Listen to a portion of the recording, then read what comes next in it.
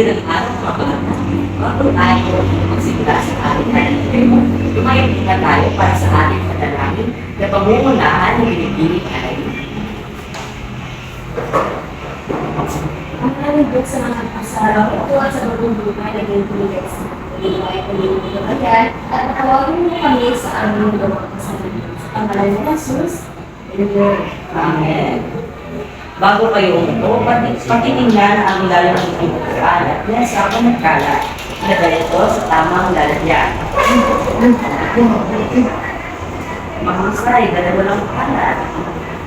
Has monitor, binibining Gomez, patitingnan kung may umbang muliwa. Wala ko, sir. Napapahusay, dahil walang humikan sa inyong mga kayo. Maan pamilya ng inyong kayo, hindi ang bagsak. Bago tayo magsimula, nais ko muna magkulala. Nga pala, si Dino, si Ringan, Peras. At ako ang inyong magiging guro ngayong araw. Inaasahan ko ang inyong aktibong pag-iinit at aktibong partisipasyon. Handa na ba kayo? Maraming salamat. Ngayon, babasahin natin ang alibugkunin natin sa siling aralan. Maaari natin babasahin na sa Bethlehem. Respeto sa bawat isa. Nawain maigi ang instruksyon. Laging magtaas na kamay kapag nangyari sa pingin. Ipitigong lumako sa kalakayan. Sumunod sa patakaran. Maraming salamat. Bago tayo sumunod sa ating bagong aralin, anong hamon na ang ating sinalakay ng nakaraang araw? Sir, tungkol po sa politikan. Mahusay, tama. Ninanalo natin ang politikan. Ang politikan ay isang sining ng pagsulat na nagpapakita ng kultura, damdamin at karanasan ng mga tao. Ano nga ba ang uri ng politikan? Ginoong Pelisera? Mahusay, tama. At ngayon naman, magsimulan tayo sa ating aralin. Inihanda akong aralin para maging masaya at masigla ang ating klase. Ang ating laro ay tinatawag na hulaan mo. Paluto, ayusin ang minutong itin na aking ibibigay gamit ang upang mabuo ang tamang salita. Ang salitang mabuo ay nagugnayan sa mga taluhan at nagpuan ng ating pagsang tatalakayan. Ay ibang buksan ang inyong cellphone at buksan ang isinalitong link sa ating PC.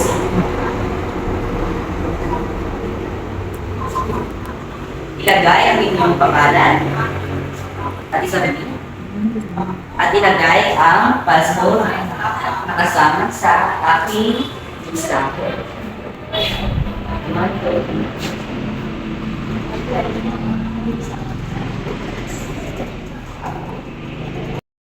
Mahusay, dahil nasagutan niyo ang mga tanungan sa ating laro.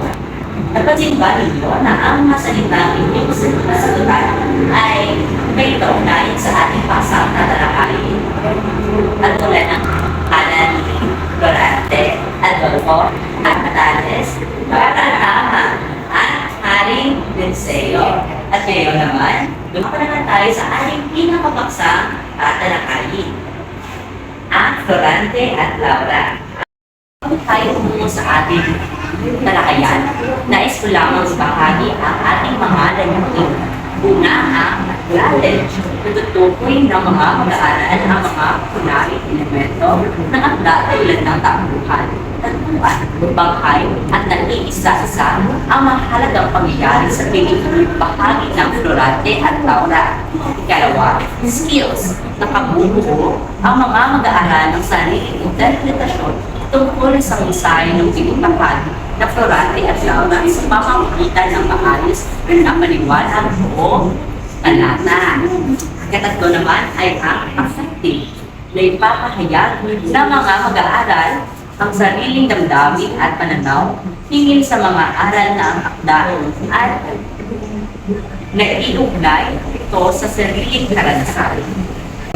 Ang Florante at Laura ay isang kanyang na awit sa pelikang Pilipino Pilipino. Kay sinulat ni Francisco Balagtas o mas kilala ng tawag sa tao na Francisco Balazar. Ito ay tungkol sa buhay ni Florante, isang magiging mandirigma mula sa Albania. At ang kanyang pagtibig si Laura, ang anak ni Haring Linceo. Ininahad sa akda ang mga pagsubok na hinarap ni Florante tulad ng pagkakasiin, ligmaan at pag-uusay dahil sa pamamahal at higit sa kapwa. Para sa karagdagang kaalaman, panoorin ninyo ang buo ng Florante at Laura.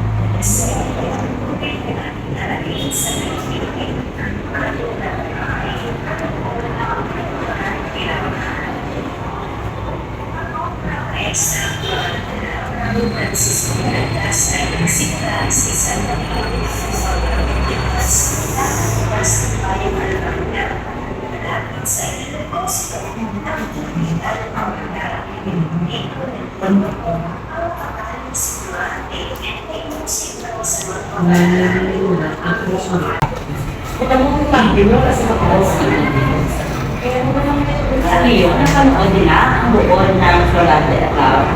Ibibigay akong pangkatang gawain. Sa ilang pangkat, sina David Penselva at Hannibal Jones ang magkakasama. At sa ilang pangkat naman, sina Sherry Pearl, Carla at Annalyn Alustad. Sa unang pangkat, ang gagawin ninyo ay batay sa mga pagpapaliin ang katalian ng Florante, kunin ang ulaan at karakasan ng bawat isa. Naiintindihan lang ba? Yes. Sa ikalawang pangkat naman, ang kay Laura, batay sa napanood, suriin ang katalian ni Laura, kunin ang kalinaan at karakasan sa bawat isa. Naiintindihan lang ba? Maayos tayo na sila.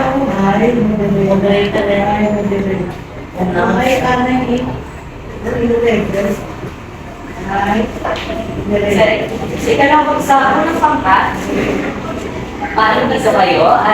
Ikalawang pangkat naman, dito kayo sa tunay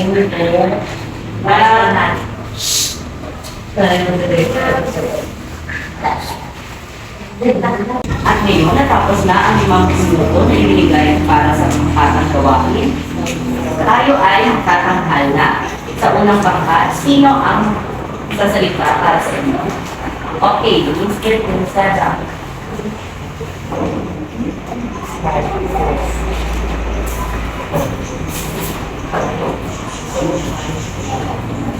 So, ang pagsakay sa Florante sa kailangan ng Florante ay mahina sa pag-ibig dahil sa sobrang pagmamahal niya kay Laura, nakukuha na niyang posisyon sa at dun sa tapos ang maranasan, matapang, so kaya niya ilaban ng kanyang pagmamahal para kay Laura. Makiusap, bigyan natin ng 5 palakpak at 5 bagsak para sa unang pangkat. At ngayon naman, ang ikalawang pangkat, sino ang magsasalita sa inyo? Okay, pinibigyan natin.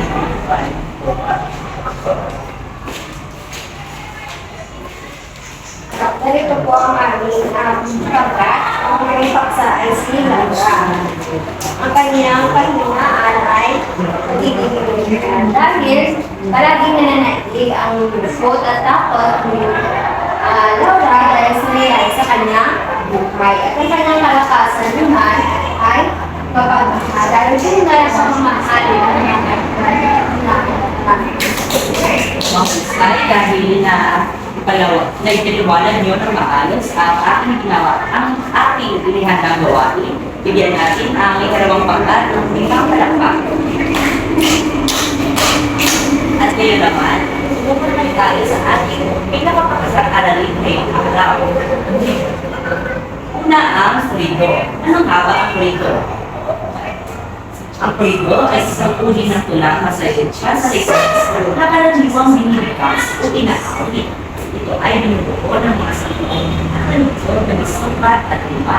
Madalas na pinagkakaisip dito ang mga paksa tungkol sa kabayunin ng pag-ibig, pakikipagsapalaran at pananampalataya. Ano nga ba ang halimbawa ng koridor? Sino ang may anak? Bigyan Gomez. Sa halimbawa ng koridor ay ang Miranda Laura na ating ngayon sa mga pangalan.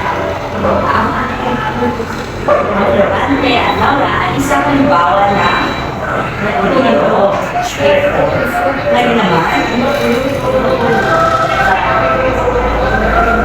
Ngayon naman, ang pagsiluhan sa kwento ng Florante at Laura. Sino-sino nga ba ang mga unang siluhan sa Florante at Laura? Maaaring magkasali ito. Lalo noong minsan. Kahit ako kaya kung ayaw yan, Laura ang pinakaturan. Alam din siya sa Virginia sa Persia, Jessica, Daniel, babang tauhan, gano'n po ako ulang. Sa iyo, sa iyo, ang mga nagturante, Linando, balik na kaya, kapitigan nito. Tama, sila ang nakautuhan ng Florante at Laura. Si Florante ang pinakautuhan kabuhan o protagonista sa kwento, habang si Laura naman ang kanyang kasitahan. At si Aladdin ang participate nila sa Persia na nagyambay at iligtas si Florante. Si Trinidad naman ang kasitahan ni Aladdin na nagtungo sa Albania para iligtas rin si Aladdin. Kaintindihan lamang ba ang mga tauhan sa kwento? Oo. Okay. Ang iba namang tauhan, si Adolfo naman ay kalaban ng Florante. Dati sila ang patalik ng magkaibigan. Ngunit dahil sa ipin at kanyang pukot na nararamdaman, ito ay naging sakit at gusto niyang kunin ang kapangyarihan kay Florante. Ngayon, tumanggo naman tayo sa banghan. Ano nga ba ang banghan? Paano mo ba pasahin ng banghay? Ang banghay ay ang maayos na katapos sa pagsulot ng mga pangyayari sa isang kwento. Nilubuo ito ang simula, gitna at wakas na nagpapakita ng katulad ng kwento. Kabilang sa mga bahagi ng pamilya ang simula, sumilang ito sa katulad ng kalasan at wakas. At yun, inuman lamang ako sa inyo. Bakit mahalaga ang banghay? Sa isang kwento o bumuo para bumuo ng isang kwento? Binibining alam, pwede ba sagutan sa ating mga kapatid? At yun, tapos ng talakayin ng banghay, pumunta naman tayo sa elemento ng Florante at Laura. Una, ang salukuhan. Mga taong lumaganap sa kwento. Sino nga pagpagulin ng mga tauhan na lumanap sa kwento? Maaaring magbigay ng isa. Si Florante at Sino ba? Laura. At yun, mga taguan, lugar kung saan nangyari ang kwento. Saan nangyari ang kwento? sa hari ng Albania. Tama. Ngayon naman ang banghay, pagkakasunod-sunod. Sunod ng pagsasapangyayari. Ito ang elemento ng Florante at Laura. Ito ay ang banghay. Ito ay pagkakasunod-sunod na pangyayari. Ang apat na elemento ng Florante at Laura. Ito ay ang tunggalian. Labanan ito o suliranin ng mga tauhan. Ngayon makipasa naman ang Aladdin at Aslan ang ikalawang elemento ng Florante at Laura. Ang nahihil sa Kaalim ay ang aral. Manununang mabuting mula sa kwento. Ano ang inyong natutunan sa Florante at Laura? Sino ang isa-ba? Kung po sila ako matapos paglaban na naraparapan ang mga gustong nangyari sa Tama, wag po sa sino pa? Hindi Gomez. Kumalat mo ng tutulan mo sa Florante at Laura ay dapat may paglaban kung mahal mo isang tao at kaya mong gawin ang lahat. Mabuti dahil may mga natutunan kayo sa kwento ng Florante at Laura. Eksena at Ano nga ba ang eksena? Ang eksena ay tumutukoy sa bahagi ng kwento kung saan may nagaganap na ng mga pangyayari o kilos ng mga tauhan. Samantala, ang kwento ay tumutukoy sa lugar at panahon kung saan nagaganap ang eksena. Mahalaga ang eksena at ito dahil nakatutulong ito upang maging mas malinaw at mapatutuhanan ang gano'y kwento. Sa Maraganda at Laura, isa sa mga mahalagang kwento ay ang madilim na lugar kung saan nagpasuan si Grande at Aladdin kung saan sila ipag-away sa isa't isa. Papel naman isang araw. Sinumaga ang hari ng kwento. Nasa kwento sunod. At ngayon naman, para sa tatlong katanungan, ano ang ginagawa ng papel ni Florante bilang isang kaunang?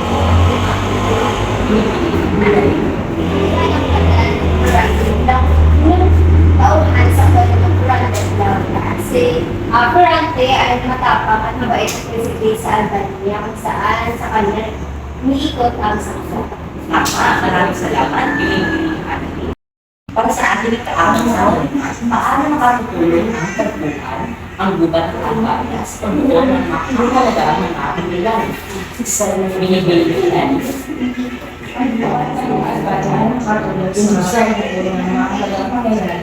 Dahil dito nagsimula ang pagdating ni Florante at ang pagdating ni Aladdin ng Murusa.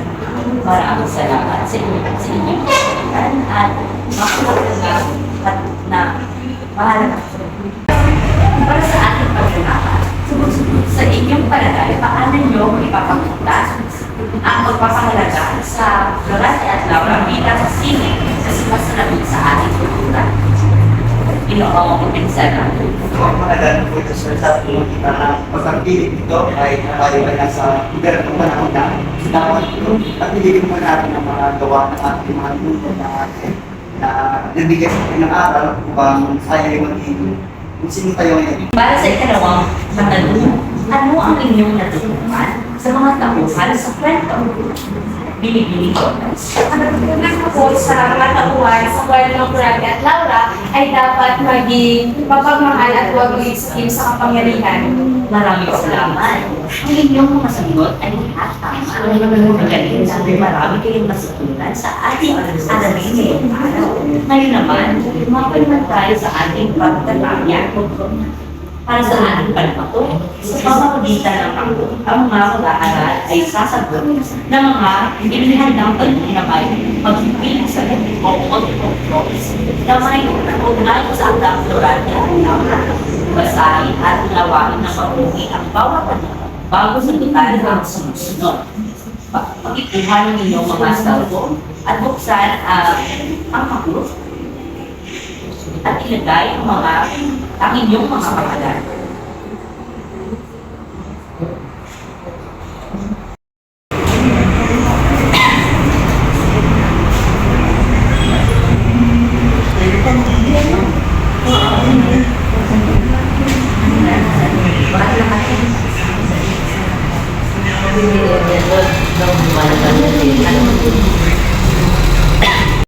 Palakpakan natin ang ating mga sarili dahil pinatuloy tayo at sulitan natin ang ating pagkakaya.